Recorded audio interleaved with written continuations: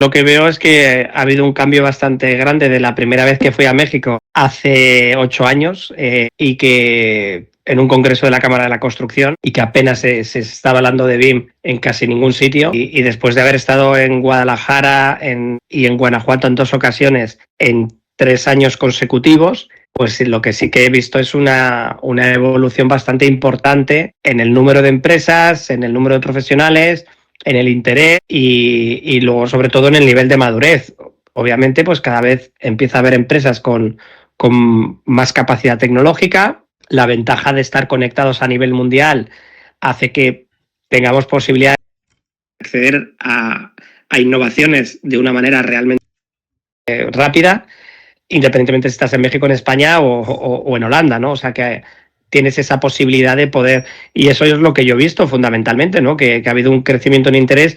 Sí que es cierto que donde no os puedo dar opinión es a nivel estratégico nacional en las capas políticas, porque desconozco, no tengo contacto con este tipo de personas o entidades, pero sí que es cierto que por lo que lees y por lo que te viene de feedback de los colegas con los que compartimos información en Guanajuato, es que, bueno, algún paso se está dando, ¿no? Quizás falte más coordinación global y quizás falte más inversión bueno, y un plan global que se acelere. Perfecto, perfecto, David. ¿Y qué nos recomiendas? Bueno, creo que tú has tenido ya contacto en España respecto a la implementación a nivel nacional con ciertas personalidades.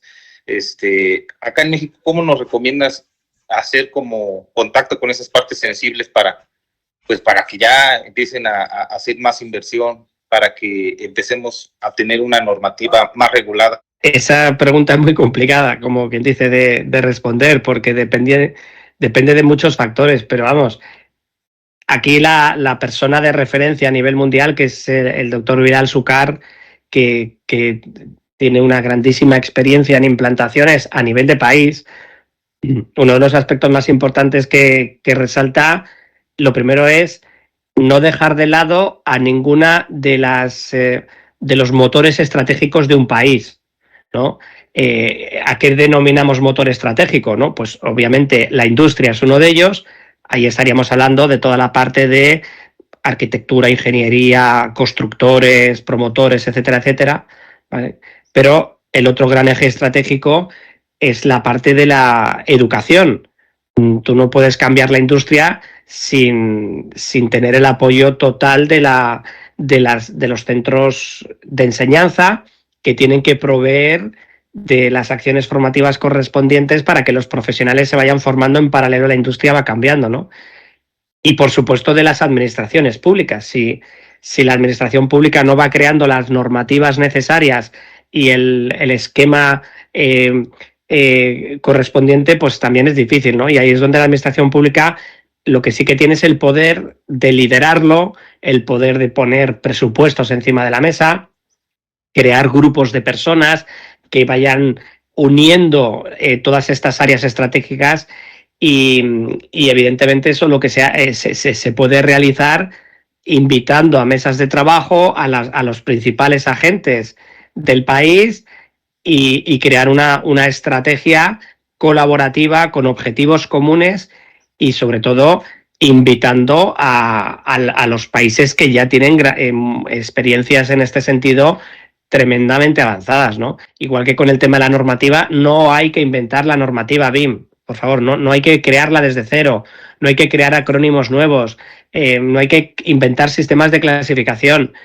Ya existen normativas como la ISO 19650 que te van a ayudar a articular en todo esto, ¿no? Apoyémonos en estos entornos que ya tienen experiencias para no empezar desde cero en muchos aspectos, ¿no? Pero básicamente es al final alinear la industria con la parte de gobierno, con la parte de la enseñanza y con todo este esfuerzo público-privado, pues empezar a poner proyectos piloto, obviamente hacer un roadmap, poner objetivos a corto, medio, largo plazo, con prioridades y movilizar recursos, ¿no? Porque al final todo esto, si no se pone dinero encima de la mesa, no va a servir. Y además es una inversión en innovación y todas las inversiones en innovación que están mínimamente direccionadas siempre tienen retorno, siempre funcionan.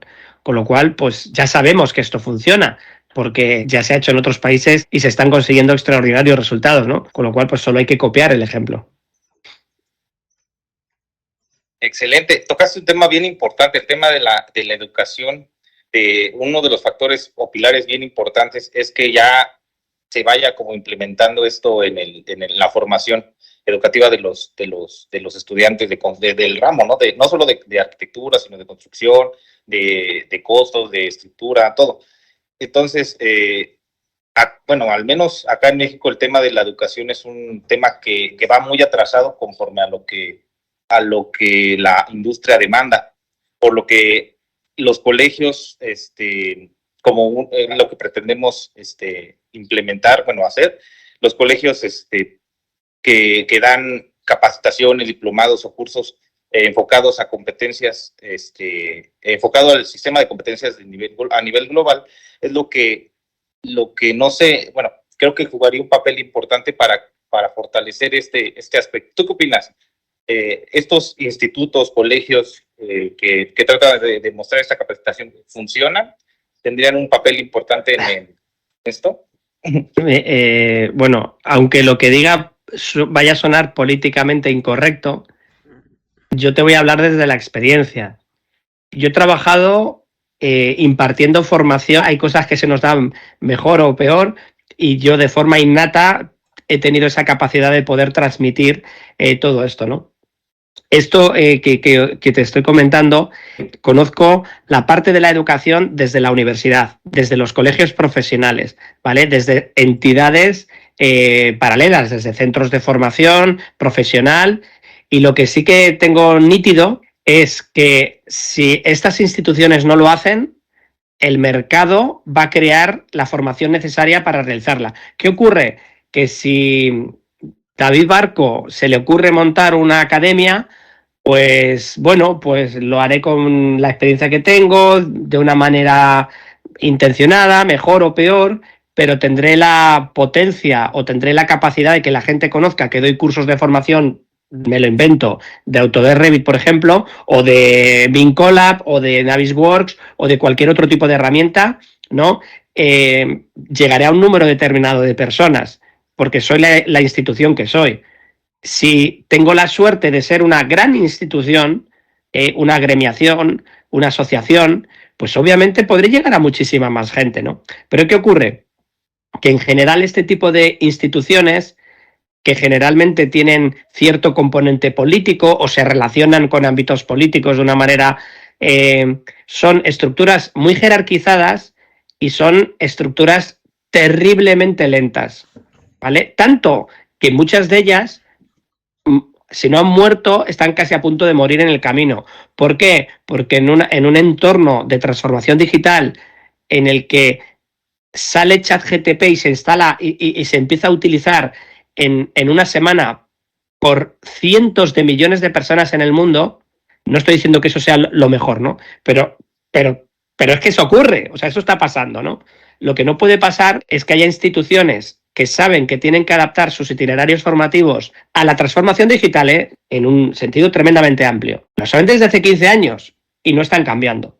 Bueno, pues ellos tienen la responsabilidad, ¿no? Algún día que un cargo político o que alguna entidad importante de la sociedad les pregunte ¿por qué no hicisteis este cambio en el 2023 cuando ya sabíais que esto era crítico? ¿Por qué no lo hicisteis y todavía esperasteis 5 años más o 10 años más? Bueno, pues ellos tendrán que dar la cara y explicar por qué no lo hicieron, ¿no? Sobre todo porque a día de hoy es injustificable, no hay argumentos para decir que eso no se debe producir. Obviamente, cada institución requerirá un ritmo y una adaptación para poder hacer las cosas, ¿no? Pero lo que sí que es evidente es que hay elementos que se tiene que contar a los alumnos independientemente de su edad o de su especialización, que son muy necesarios en la industria. Programación, bases de datos, conceptos básicos de digitalización, ¿no? Pero ¿cómo podemos pensar en cualquier persona que va a trabajar en la industria de la construcción que no sepa manejar mínimamente una base de datos? Si el 100% del trabajo que estamos realizando, el 100%, se termina trasladando a una base de datos. Pues son cuestiones que son bastante importantes y que en este sentido, perdón, si las instituciones no se mueven, la industria les va a pasar rápidamente, ¿no? Por ejemplo, nosotros somos personas de acción. ¿Qué es lo que hicimos en España cuando no existían acciones formativas que estuvieran resolviendo el problema? Las hicimos. Yo tengo la suerte de haber sido de las personas en España, junto con las empresas que yo he trabajado, de haber creado los primeros cursos de BIM en España. Y en diferentes disciplinas, en arquitectura, en estructuras, en instalaciones, en coordinación. O sea, recuerdo que dimos casi el primer curso de Navisworks, el primer curso de Revit, el primer curso de no sé qué, ¿no? Bueno, obviamente porque, bueno, la gente que me conozca, yo estoy muy alineado, o me he criado, he nacido en el mundo BIM desde la mano del mundo Autodesk, ¿no? Entonces, por eso hablo muchas veces de estas herramientas. Entonces, la cuestión es, eso sigue pasando. A día de hoy sigue haciendo falta formación avanzada en ámbitos de programación, de automatización, etcétera. Si no lo hace el mercado, que también es cierto que hay entidades que tienen que traccionar, tienen que estar siempre delante del mayor pico de innovación para ayudar a todo el sector, o sea, ser la locomotora, como quien dice, de todo lo que está sucediendo, ¿no? Y en ese caso nosotros ejercemos, bueno, en nuestra parte lo que nos toca, ejercemos ese punto, ¿no? De decir, oye, no nos quedamos nunca en la zona de confort porque el mercado siempre va a necesitar tener referentes a la hora del aspecto educativo, ¿no? Bueno, ya estás viendo, Sin, que me haces una pregunta que parece sencilla y podemos tirarnos aquí 2 horas hablando. Y es bastante interesante todo este proceso.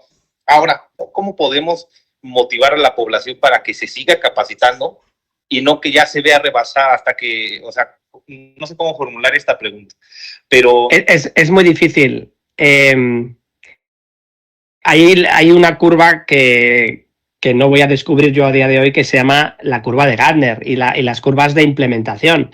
Son históricas y desde que se inventó la rueda están ahí, ¿no? Y existen elementos innovadores, que hay un pico, un porcentaje de la población muy bajito. Bueno, vamos a hablar de la industria. Dentro de la propia industria, pues que se atreven a empezar a trabajar con esto. Entonces son los innovadores, ¿no? Luego vienen los que adoptan esa tecnología porque entienden cómo funciona y sobre todo ven claramente que es algo bueno para ellos, ¿vale? Pero claro, estamos hablando de picos, de porcentajes pequeños. A todos estos no los tienes que convencer. El problema viene en cómo convencer a los que vienen detrás, ¿no?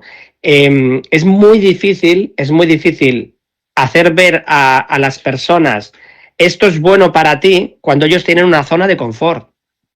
Como están tranquilos donde están, lo ven y dicen, sí, bueno, oye, me parece mejor, peor, regular, pero no hay gancho para que ellos se cambien, ¿vale? El gancho solo puede venir de una fuerza que los impulse. Eso, o sea, yo lo tengo nítido. En España hubo un cambio radical desde que el gobierno dijo el 1 de julio del año 2016 BIM será obligatorio para los proyectos de infraestructuras del Ministerio de Fomento. Bueno, la gente se creyó que ese día BIM iba a ser obligatorio en España. De hecho, hay mucha gente que todavía se lo cree, ¿vale? Y luego se ha desmentido por todos lados. Que esto solo fue una parte de unos proyectos públicos y además no era un mandato, no había una norma, no había una ley, etcétera, etcétera. Pero eso, te juro que hizo que sonaran los teléfonos. Esa mañana se hizo una notificación, a la tarde tenía no sé cuántos emails y no sé cuántas personas que me habían llamado, oye, que ¿cuándo hay que hacer esto? Porque yo no, pero bueno, esto qué locura, que ahora va a ser obligatorio, no sé cuánto. Bueno, pues que viene el lobo. Es que, o sea, ha habido una fuerza que ha empujado y demás, ¿no? Entonces, eso, por desgracia, es lo que mejor funciona. Va a ser obligatorio y hay una ley y entonces, si no estás ahí, vas a estar fuera. Obviamente tú puedes trabajar eso desde el ámbito profesional. A ver, todo esto, te va a ayudar a ti a ser mejor profesional. Y si lo haces bien, a ti como empresa y profesional, te puede ayudar a optimizar tu tiempo y sacar mejor rentabilidad de tus proyectos, ¿vale? hay gente que no lo quiere entender, entonces ahí ya el problema es suyo. O sea, lo que tampoco puedes hacer es estar eternamente intentando convencer a alguien que no se quiere dejar convencer con ningún tipo de argumentos, ¿vale? Entonces, dependiendo de quién eres intentando convencer, pues lo puedes hacer con diferentes tipos de vías. ¿Qué es lo que tienen que hacer las grandes instituciones? Hacerlo todo desde el punto de vista de que es bueno para la sociedad. O sea, hacer proyectos con metodología BIM tendrá como consecuencia mejor calidad en los proyectos, un mejor control de las planificaciones, de gastos, etcétera, una reducción notable de la corrupción basada en conseguir dinero en base a contratos públicos. No digo eliminación, pero seguramente se ponga muchísimo más difícil. Bueno, claro, estará el que sea corrupto, dirá, oye, pues yo no quiero el BIM. Bueno, pues normal, pues se le va a acabar un poco el chollo. Pero los que quieran hacerlo bien, que son la mayoría de las personas, dirán, qué maravilla, porque voy a tener una herramienta que me va a permitir hacer mejor todo esto, ¿no? Pero que, ya te digo, el verdadero cambio se va a producir o se va, o sea, donde la gente cambia y se pone nerviosa es cuando le dices, bueno, pues si no quieres y subirte a este carro, vete pensando qué vas a hacer cuando te quedes sin trabajo dentro de unos años, porque te vas a quedar sin trabajo, ¿vale? Y no lo digo yo, lo dicen pues las experiencias de muchos países donde la gente que se queda atascada en una tecnología, tal, y solo le tienes que preguntar es a cuántas personas conoces que se ganan la vida dibujando proyectos con lápiz, con boli, con tinta. ¿Cuántas personas conoces? Yo no conozco a ninguna.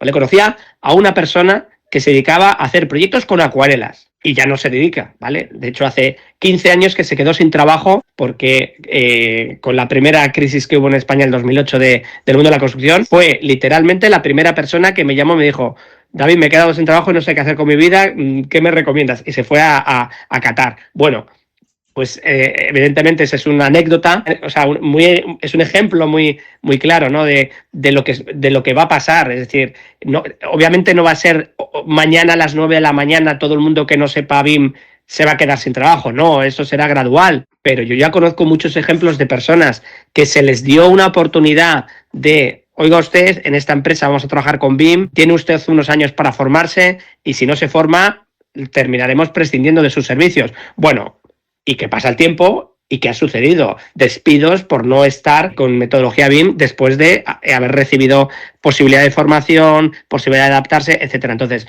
eso tarde o temprano va a llegar a todas las escalas mundiales y dependiendo del punto en el que te encuentres, pues si eres una gran empresa tendrás un grandísimo problema porque implementar BIM en una gran empresa en poco tiempo será muy difícil. Un profesional, bueno, pues tiene más flexibilidad, se puede volver loco y en un solo mes dedicarle 14 horas al día a formarse y, oye, podrá hacer un sprint importante y demás. Pero es mucho más fácil hacerlo poco a poco, ¿vale? ¿Y cómo? Pues empezando mañana. Sí, de hecho esa advertencia que pues ya la tenemos a nivel mundial, ¿no? Y aquí en México creo que ya conoces este plan de implementación. Bueno, aquí le cambiaron el nombre, ¿no? De modelado de información de la construcción, no sé tampoco por qué. Sí, el MIC. El famoso MIC, sí, pero ese warning ya existe aquí en México, que es a partir del 2026. A ver, un segundito, creo que ahí está. A partir del 2026, toda obra pública va a ser obligatoria bajo la metodología BIM. Y ya han existido proyectos piloto, como bien conoces, el aeropuerto de Texcoco, que quedó hundido. Ahí, ya sabemos la historia. El antiguo nuevo aeropuerto de México. El antiguo nuevo aeropuerto de México, que fue sustituido por el nuevo aeropuerto de Santa Lucía, el cual, pues, hasta la fecha sigue siendo, no ha tenido el éxito esperado. Estuve ahí participando en la ubicación de las instalaciones bajo la metodología BIM y era etapa ahí, era momento en que pensaban que era un requisito más, ¿no? El modelo era un adicional para hacer lo que estaba en nuestro alcance, que eran casi 130 edificios de reubicación de las instalaciones militares. Teníamos dos personas en el tema BIM. Y ahí fue cuando empezamos a jalar, es que esto no es un entregable, ¿no? Esto es algo que se envuelve en todo el proceso de la ejecución. Es que es tan sencillo cuando has visto en marcha la maquinaria de lo que es estar diseñando un proyecto en BIM de forma colaborativa con muchas personas a la vez en tiempo real. Y yo pues sí que nací en la época de dibujar a lápiz, ¿no? Y durante muchos años he hecho proyectos como arquitecto en AutoCAD. ¿Cómo éramos capaces de hacer proyectos difíciles con el AutoCAD? Sí, por la muy buena voluntad de un montón de gente y asumiendo un montón de errores en la obra y asumiendo un montón de catástrofes, como quien dice, ¿no? Pero claro, cuando ves el trabajo colaborativo, cómo va, es un proyecto vivo, es que en el fondo estás viendo la construcción virtual, cómo va avanzando y cómo se van resolviendo las problemáticas, cada vez problemáticas de un mayor valor añadido al proyecto, ¿no? Porque al ser todo en geometría tridimensional, pues obviamente tienes mucha más capacidad de hacer un montón de tareas, pero cómo la gente que cada vez controla más, está cada vez más preocupada por el dato, por la información, por conectar esto con una base de datos, porque los precios salgan cada vez más rápido. Lo ves ahí funcionando. Y llega un punto en el que todo eso de repente se vuelve como lo normal, o sea, lo más normal dentro de una empresa, ¿no? Y es impresionante, ¿no? ¿Por qué? Porque es verdaderamente ahí sí que estamos cerca de ser una industria, porque estamos hablando constantemente de ensamblajes, de optimización, de mecanizados, de cómo esto se puede trasladar a obra, cómo localizar rápido el dato en la obra, o sea, estás siempre constantemente pensando en entornos de construcción e industrialización, ¿no? Y bueno, y esa es la verdadera forma en la que en el que el mundo de la construcción encontrará unos grados de eficiencia que de nuevo no tenemos que inventarnos, si es que ya lo sabemos por las experiencias piloto de los proyectos industrializados, que encima, si además tienen su base en BIM, es que es todo perfecto, ¿no? Y si le meten Lean Construction, pues aún más. O sea, es evidentemente, yo hay una de las cosas que digo mucho en las charlas con los estudiantes, ¿no? O sea, los estudiantes que tengan ahora 22 años y que empiecen a trabajar en el mundo de la construcción van a entrar en un mundo donde el nivel de digitalización es tan grande que sí, notarán cambios, obviamente, ¿no? Pero la gente que hemos trabajado en obras analógicas, dentro de unos años, el sector de la construcción que existirá será un cambio tan abismal con respecto a ese mundo del que venimos, en el que es que todo era artesanal, ¿no? Entonces, bueno, ahora tenemos esa suerte de que todo se está digitalizando. Lo que pasa es que a veces va a una velocidad que ya nos gustaría que fuera un poquito más lenta, ¿no? Pero, de nuevo, es lo que hay. O te adaptas o el mercado te quitará de en medio. Sí, y ahí te debo, bueno, ahorita que tocas ese tema, yo te debo confesar ahí algo, ¿no? La verdad es que a mí me da algo de miedo la velocidad a la que va todo esto, ¿no?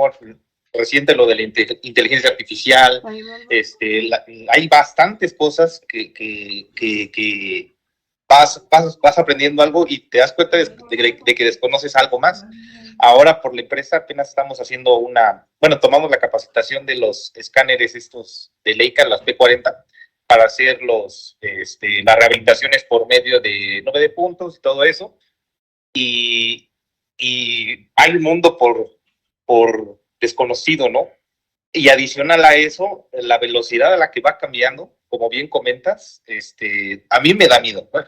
A mí me da miedo, no sé qué vaya a pasar con todo esto, es actualizarse. Yo creo que la educación continua, la capacitación continua es la única solución a este miedo. No sé si has sentido esto o te ha pasado algo. Pero constantemente, pero al final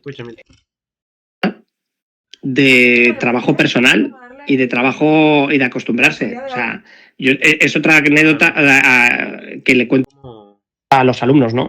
A los profesionales con los que damos capacitaciones, ¿no? Estas situaciones de cambio brutales se pueden asemejar, por ejemplo, a cuando te quedas en la ruina, ¿no? ¿Dónde te preparan? ¿En qué mundo te preparan para quedarte en la ruina? Por lo menos aquí en España, en ningún sitio, ¿no? ¿Y qué posibilidades tienes tú en la vida de quedarte en la ruina? Muchas. Bueno, depende. Si no te metes en el mundo de la empresa, obviamente, pues estás reduciendo esas posibilidades, ¿vale?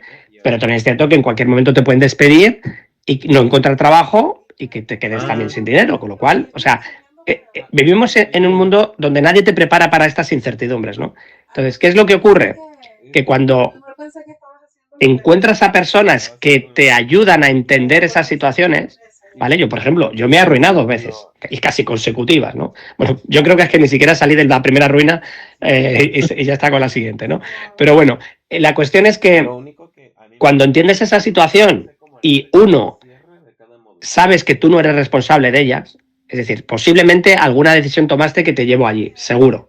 Pero hombre, no has tenido la culpa de que en el 2008 haya la mayor crisis de la historia de la construcción en España. Y que, chico, tenés mala suerte de que estás en la construcción en España. Y que además no sé qué de la construcción. O sea, todo lo... Bueno, pues cuando entiendes que eso ha pasado por alguien que no eres tú, pues empiezas a quitarte presión de encima. Y hasta que un punto luego te acostumbras y dices, bueno, chicos, oye, que tampoco pasa nada, que mira, fíjate, ha pasado otro día y estoy vivo, ¿no? Y mi familia no se ha muerto y mi familia ha tenido para comer y tal, y sales, y bueno, entonces te das cuenta de que vivir en ese estado simplemente es diferente. A nadie le gusta estar así, pero te acostumbras, te terminas acostumbrando, pero sobre todo encuentras mecanismos. Y eso es, o sea, ponía este ejemplo, así muy exagerado, pero para entender lo que ocurre con este mundo del cambio, ¿no? O sea, lo que tú no puedes es intentar conocerlo todo, es imposible. No hay terabytes en tu cerebro que tenga capacidad de entenderlo todo, ¿vale? ¿Qué es lo que tienes que hacer? Elegir, ¿no? A mí me encanta. Hablas de escáneres y me emociono. Hablo de paisajismo, me encanta. Hablo de BIM Heritage en patrimonio y, bueno, ese es mi... locura. Lo quiero todo. Bueno, chico, pues no lo puedes querer todo. O sea, puedes leer por encima, puedes ver algún documental, puedes ver ir a alguna conferencia. Entonces, yo lo que sí que digo es, mantente informado de las tendencias y céntrate en aquello donde puedas sacar un buen rendimiento, ¿vale? Oye, si tienes capacidad de montar una empresa gigantesca de 200 personas, pues posiblemente te puedas dedicar a 200 tecnologías diferentes. Ahora sí, es imposible que las sepas todas, ¿no? Bueno, pues es un tema de elección, ¿no? Y quitarnos, o sea, las redes sociales y el ser competitivos en la sociedad donde vivimos nos da este famoso, el FOMO, ¿no? El miedo a perdernos algo. Bueno, pues lo que hay que luchar, ese es un trabajo personal, no pasa nada, porque todos los días nos estamos perdiendo millones de noticias y no ha pasado nada. O sea, ¿no te ha ocurrido que alguna vez te han dicho, oye, ha perdido tu equipo de fútbol y no sé qué, y tú dices, ah, sí, uy, qué pena. Pero como que ya te da igual, ¿no? O sea, como llega un punto en el que, oye, que no pasa nada, o sea, perdido, sí, me he enterado, o sea, tu vida no ha dado, no has renacido o muerto porque no conocieras el dato de que tu equipo haya ganado o perdido, ¿no? Entonces, al final, esto pasa lo mismo en el mundo empresarial. Tienes que decidir una línea principal, o sea, tú vas por una autopista. Puedes elegir ir por una autopista un poquito más grande y así tienes más flexibilidad, ¿vale? O ir por un camino más reducidito, ¿eh? Te permitirá ese camino ver mejores paisajes, ser único en esa carretera, pero no podrás ir rápido. Con lo cual, al final tú tienes que decidir en qué territorios te quieres mover y ser consciente de qué velocidad vas a poder tener en cada uno. Y luego tener cuenta, el día tiene las horas que tiene, y ya está, y dosificar todo eso. Y luego aparte, tú eres todavía una persona muy joven, tienes que compensar. O sea, una de las cosas que vas aprendiendo cuando ya eres más senior es la importancia de las relaciones humanas, la familia, la amistad, y que ganar mucho dinero, ser la mejor empresa, ganar premios y todo eso no tiene ni un solo sentido si no lo puedes compartir y no puedes disfrutar con todo lo que estamos diciendo. Y eso, al final, también en el mundo del conocimiento también es importante, ¿no? Hay tiempo para todo, ¿vale? Cuando eres joven, disfruta la vida y dedica 18 horas a leer, a aprender, a ver, etcétera, ¿vale? Pero también al final tienes que terminar balanceándolo, porque al final, cuando la gente entra en crisis, las empresas, los gobiernos, etcétera, siempre suele ser porque algo se ha sobresaturado, ¿vale? Entonces, a veces simplemente se rebosa y no pasa nada, pero ese rebose puede ser que explote muchas cosas y que no guste, ¿no? Entonces, bueno, pues todas estas cosas hay que dosificarlas. Perfecto, ¿no? Sí, discriminar la información, ¿no? Porque hay tanto que no saben ni por dónde abordarlo. Pero bueno, David, la verdad es que creo que eso último que comentaste estuvo bien para cerrar esta entrevista breve de poco más de media hora. Ha sido bastante valioso estos comentarios que nos has aportado. Quería también tocar un poco del tema de tu libro, a ver qué tal. Bueno, ya que lo lea, yo creo que nos volvemos a reunir para platicar un poco al respecto. Bueno, yo si quieres ahí, bueno, como diría que todas las personas que puedan ver esto, les invitamos a que veáis el libro de Diario de un BIM Manager, absolutamente localizable en Amazon. Está ya, bueno, en su edición yo no sé ni cuánto, y por suerte es el libro sobre BIM más vendido en el mundo a nivel español, incluso en países como Brasil, pues se está leyendo el libro, pues digamos porque hemos acertado en la forma de contarlo, en la forma de crear el contenido y a la industria le ha parecido un elemento de ayuda interesante, ¿no? Y en breve, no esperamos, antes de verano segurísimo, va a salir un segundo libro de Diario un BIM Manager totalmente enfocado en el mundo de las instalaciones, ¿vale? Evidente, sí, va a estar totalmente apoyado en ese mundo, persigue la misma filosofía que el primer libro, ideas, estrategias iniciales, muchos cuadros de mando, diagramas para tomar decisiones y apoyarse en cómo hacer una buena estrategia de desarrollo de un proyecto de instalaciones, aunque en este caso sí que nos apoyamos 100% en la herramienta Autodesk Revit. O sea, para poder hacer esto de una manera mucho más práctica, nos hemos centrado en ese ámbito. Pero vamos, que será un libro, o sea, digamos que os enteraréis porque haremos mucho bombo en este sentido, y además lo haremos con las herramientas que tenemos a día de hoy. Es decir, tenemos un ecosistema de conocimiento muy potente y empresas que se dedican a la divulgación, como Socialtech, que es un podcast que también os invito a que escuchéis en cualquiera de vuestras plataformas de podcast favoritas, o leyendo noticias en BIM Channel, ¿no? Que es un canal de divulgación de construcción y tecnología, con lo cual os enteraréis en muchos de estos sitios, ¿no? Y ya hablaremos tranquilamente del libro 1. Perfecto, David, pues seguro que será un bestseller ese segundo diario, y ya platicaremos, David, pero no tengo la duda de que por algo es un bestseller y por algo está donde está. Pues muchas gracias, David, te agradecemos el espacio y pues nada, ahora sí que a tratar de hacer las cosas lo mejor posible, no inventarnos el hilo negro, eso es lo importante, aprender de los ejemplos y seguir creciendo y aprendiendo, ¿no? Perfecto. Pues nada, como decimos en el podcast, nos vemos en el camino de los datos. Perfecto. Así es. Bueno, David, pues muchas gracias. Un abrazo y estamos en contacto, ¿eh? Gracias. Igualmente, saludos cordiales. Adiós.